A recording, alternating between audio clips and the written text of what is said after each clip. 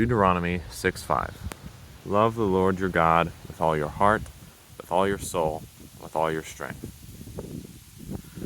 So, this is Moses giving the commands of God to the Israelites. And Moses has just given what Jesus said is the most important command.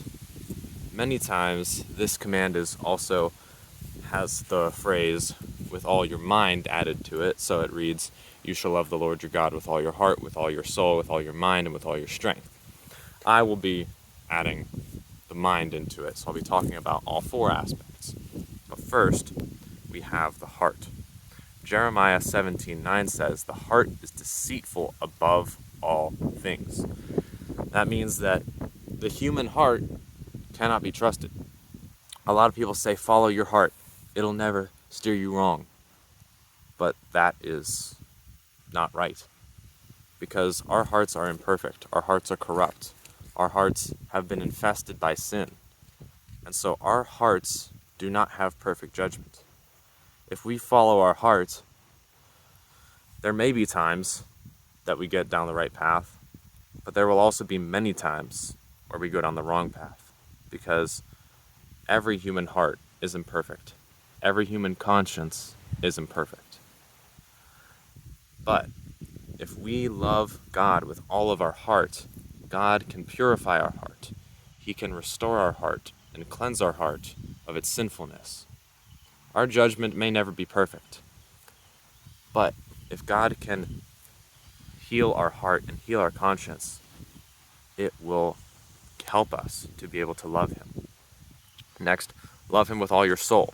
The soul is not just some ghostly thing that exists in your body. The soul is your whole innermost being. Basically, the command is, love God with everything inside of you. If your soul is your whole inner being, and God is calling you to love Him with all your soul, you need to love Him with everything inside of you. Give Him every ounce. And that kind of transitions well into loving Him with all your mind. Because our minds can often be distracted. If you have ADHD, you understand what I mean.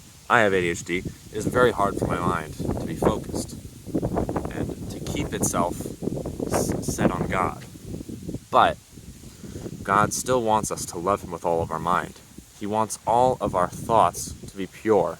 He wants us to always meditate on Him. He wants us to always keep our thoughts and our sights and our plans and everything that we do with our mind on Him. 2 Corinthians 10:5 commands us that we should destroy every argument and every arrogance that raises itself up against God's knowledge, and take every thought captive. If we can destroy the arguments and the doubts that keep us from trusting God in our mind, and we can take every thought captive by destroying the thoughts that are wicked and evil and replacing them by thinking about God, then we can have control mostly over our minds. Never going to be perfect, but the more that we seek God, the more we will find Him. As it is written, draw near to God, He will draw near to you. James 4:8. And finally, love God with all your strength, because sometimes it's a hard choice to trust God and to love God. Sometimes you could risk persecution, being mocked, being beaten, being kicked out, being fired, being hated. Many other things you may risk being persecuted. Many other ways you may risk being persecuted for loving God and for following God. But we don't have to rely on our own strength. Zechariah 4:6 says, it is not by might nor by power, but by God's Spirit that we can do things. 2 Corinthians 12:9 says, my grace is sufficient for you. My strength is made perfect in your weakness. That is God speaking to Paul. When Paul is begging God to take away a thorn in his flesh that was causing him to be weak.